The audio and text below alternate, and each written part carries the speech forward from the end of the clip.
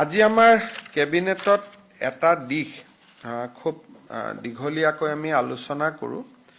আপোনালোক সকলোৱে জানে যে ডক্টৰ ভূপেন হাজৰিকাৰ জন্ম শতবাৰ্ষিকী 8 ছেপ্টেম্বৰ 2025ত আৰম্ভ হ'ব আৰু 8 ছেপ্টেম্বৰ 2026ত সামৰণি পৰিব।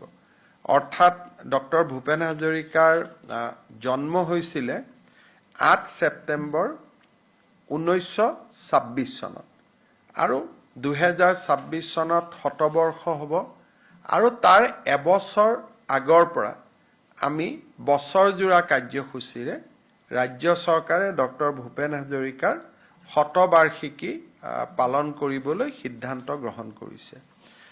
ডক্টৰ ভূপেন হাজৰিকাৰ শতবাৰ্ষিকী খুব সুন্দৰভাৱে পালন কৰিবলৈ ৰাজ্য চৰকাৰে অসমৰ মুখ্যমন্ত্ৰীৰ অধ্যক্ষতাত এখন 50জনীয়া সমিতি নিৰ্মাণৰ বাবে সিদ্ধান্ত গ্ৰহণ কৰিছে।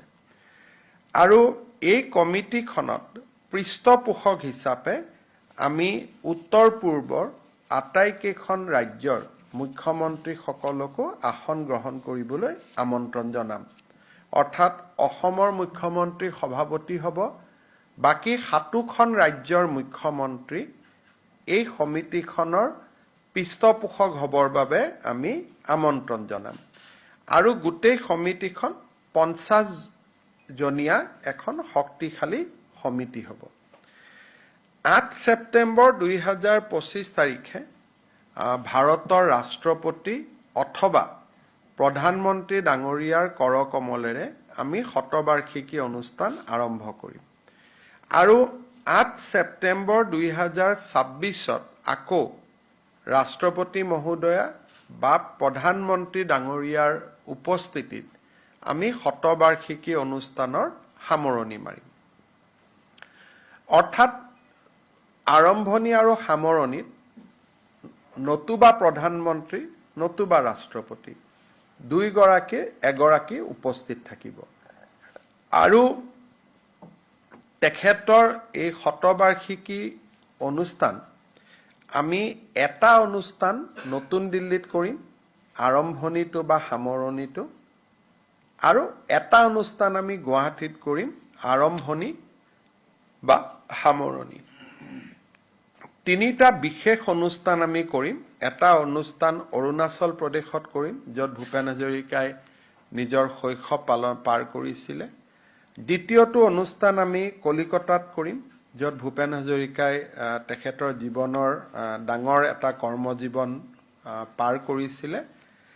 তৃতীয়টো অনুষ্ঠান আমি মুম্বাইত কৰিম, য'ত তেখেতৰ জীৱনৰ শেষৰ সময়খিনি তেখেতে অতিবাহিত কৰিছিল। গতিকে ভূপেন হাজৰিকাৰ জন্ম শতবাৰ্ষিকীৰ কেন্দ্ৰীয় অনুষ্ঠান গুৱাহাটী, দিল্লী, অৰুণাচল প্ৰদেশ, কলিকতা আৰু মুম্বাইত ৰাজ্য চৰকাৰে অনুষ্ঠিত কৰিব। এই সময়ছোৱাৰ ভিতৰতে ডক্টৰ ভূপেন হাজৰিকাৰ নামত আমি এটা বিশেষ ইনফ্ৰাষ্ট্ৰাকচাৰ প্ৰজেক্ট এটা নতুবা বিশেষ অনুষ্ঠান এটা তেখেতৰ নামত আমি উৎসৰ্গিত কৰিম। সি ডাঙৰ এটা ষ্ট্ৰাকচাৰ এটা যেনেকুৱা ধৰণে আমি চাম, কোনোবা এখন বিশ্ববিদ্যালয় তেখেতৰ নামত হ'ব পাৰে, কোনোবা এটা অনুষ্ঠান হ'ব পাৰে। আমাৰ 50জনীয়া কমিটিয়ে সেই ক্ষেত্ৰত সিদ্ধান্ত ল'ব। ডক্টৰ ভূপেন হাজৰিকাৰ জীৱনী এখন আমি এই বছৰত 10 লাখ অসমবাসী ৰাইজৰ মাজলৈ আমি প্ৰেৰণ কৰিম। মুখ্যমন্ত্ৰীৰ যিটো নতুন বছৰৰ আৰম্ভণিতে আমি যি গ্ৰিটিংছ পঠাওঁ, এইবাৰ আমি ভূপেন হাজৰিকাৰ জীৱনী এখন অনুৰাধা শৰ্মা পূজাৰী ডাঙৰীয়ানীক ইতিমধ্যে আমি দায়িত্ব দিছোঁ, এখন জীৱনী তেখেতৰ সংক্ষিপ্ত জীৱন বুৰঞ্জী এখন লিখিবৰ বাবে। আৰু সেই জীৱন বুৰঞ্জীখন অসমৰ হায়েষ্ট প্ৰিণ্টেড এডিশ্যন হ'ব। 10 লাখ কপি মুদ্ৰণ কৰা হ'ব আৰু এই 10 লাখ কপি অসমৰ 10 লাখ ব্যক্তিৰ ঘৰলৈ আমি প্ৰেৰণ কৰিম। আৰু এই পুথিখনেই ভাৰতৰ সকলো ভাষালৈ আমি অনুবাদ কৰি ভাৰতত যিমান পুথিভঁৰাল আছে আমি সকলো পুথিভঁৰাললৈ এই পুথিখন আমি প্ৰেৰণ কৰিবলৈ সিদ্ধান্ত গ্ৰহণ কৰিছো।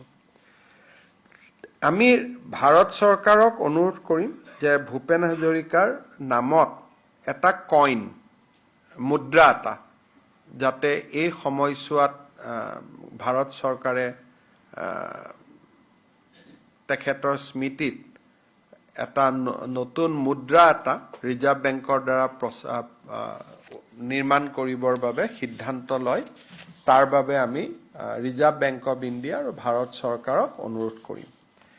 চতুৰ্থতে ৰাজ্য চৰকাৰে ভূপেন হাজৰিকাৰ জীৱনৰ ওপৰত অসমীয়া, ইংৰাজী আৰু হিন্দীত আমি এখন তথ্যচিত্ৰ নিৰ্মাণ কৰিম।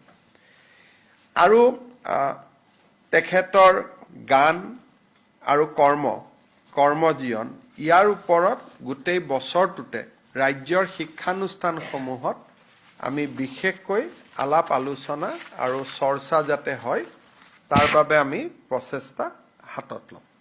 গতিকে এই গোটেইখিনিৰ জৰিয়তে আমি ভূপেন হাজৰিকাৰ শতবাৰ্ষিকী অনুষ্ঠান উদযাপন কৰাৰ সিদ্ধান্ত লৈছো আজি কেবিনেটত। আৰু মই ভাবোঁ যে চৰকাৰে যি ধৰণে পালন কৰিব অসমৰ ৰাইজেও চৰকাৰী যিখিনি আমি ইনিচিয়েটিভ ল'ম এইটোতো ঠিক আছে, কিন্তু ভূপেন হাজৰিকা চৰকাৰৰ সম্পদ নহয়, তেখেত অসমৰ ৰাইজৰ সম্পদ, অসমৰ এক মহীৰূহ। গতিকে আমি ৰাজ্য চৰকাৰে অনুৰোধ কৰিম যে এক গাম্ভীৰ্যতা পৰিৱেশৰ মাজত চৰকাৰৰ লগতে ৰাইজেও যাতে ভূপেন হাজৰিকাৰ জন্ম শতবাৰ্ষিকী পালন কৰে।